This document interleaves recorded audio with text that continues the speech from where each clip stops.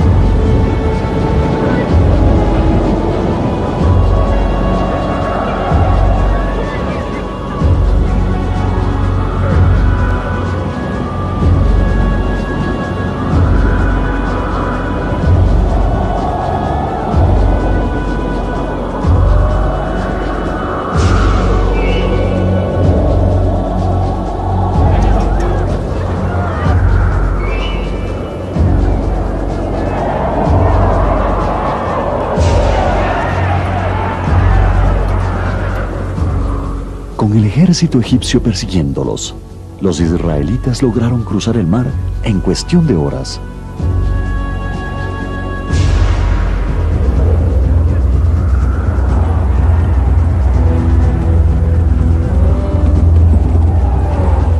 El ejército de Faraón, con cientos de carros y miles de soldados, siguió a los israelitas entrando al mar.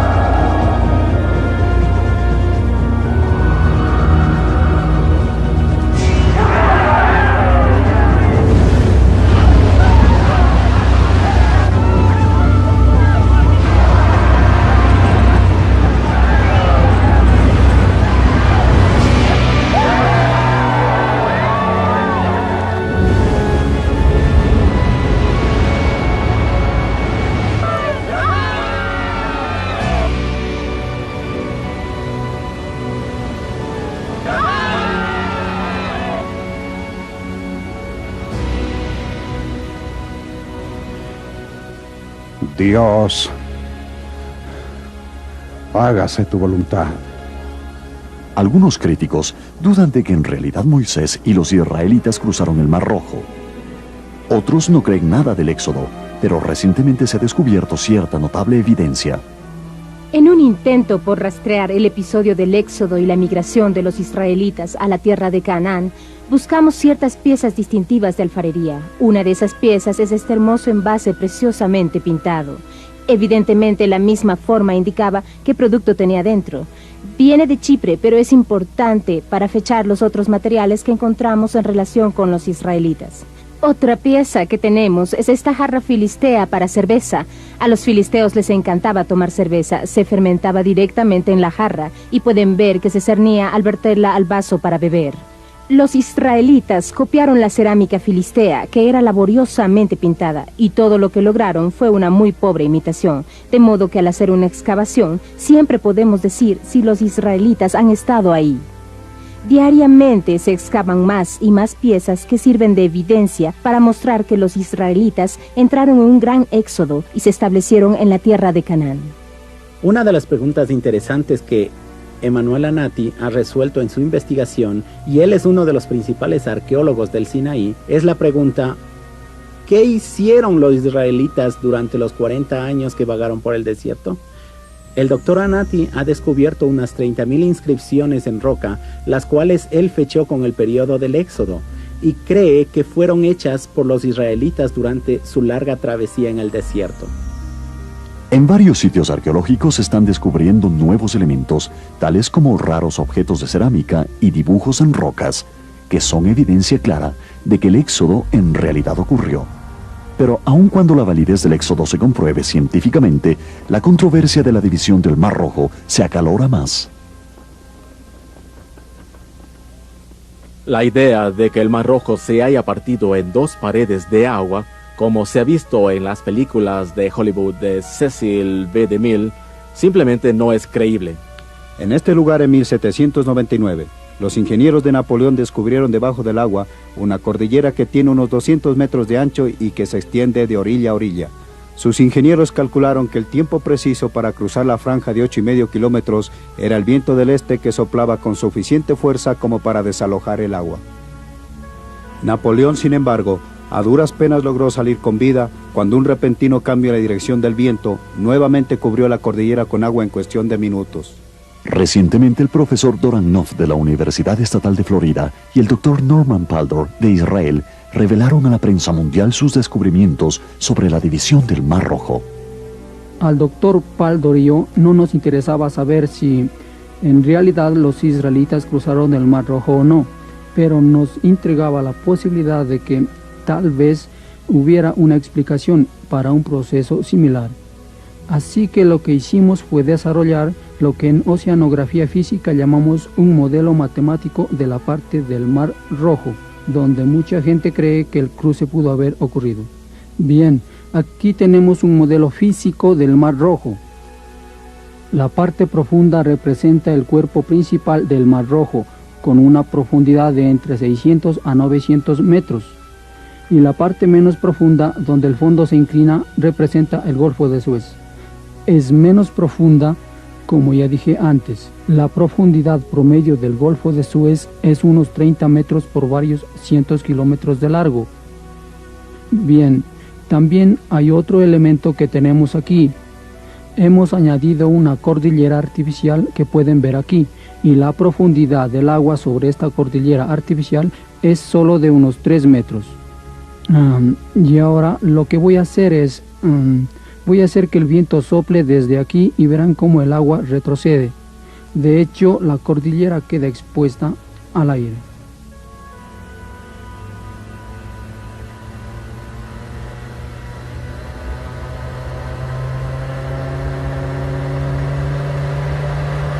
Y bien, ahora pueden ver que casi toda el agua a la izquierda de la cordillera retrocede.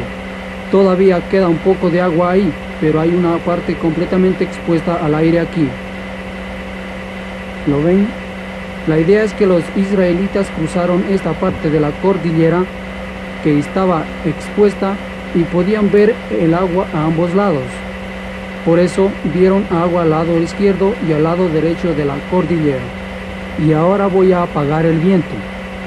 Lo voy a hacer de repente para que vean cómo el agua regresa. Veamos. Por supuesto, lo que pasa después es que cuando el viento se calma, el agua quiere regresar al lugar donde estaba antes. Esto lo hace mediante una ola de gravedad que se mueve a una velocidad que calculamos ser unos 5 metros por segundo. Por supuesto, nadie puede escapar esa velocidad. Los oceanógrafos han demostrado científicamente cómo los israelitas pudieron haber cruzado el Mar Rojo al escapar de los egipcios que los perseguían. La cobertura internacional que la prensa dio a los descubrimientos en Nof y Paldor no dejan duda que los israelitas pudieron haber cruzado el Mar Rojo exactamente en la manera descrita en la Biblia.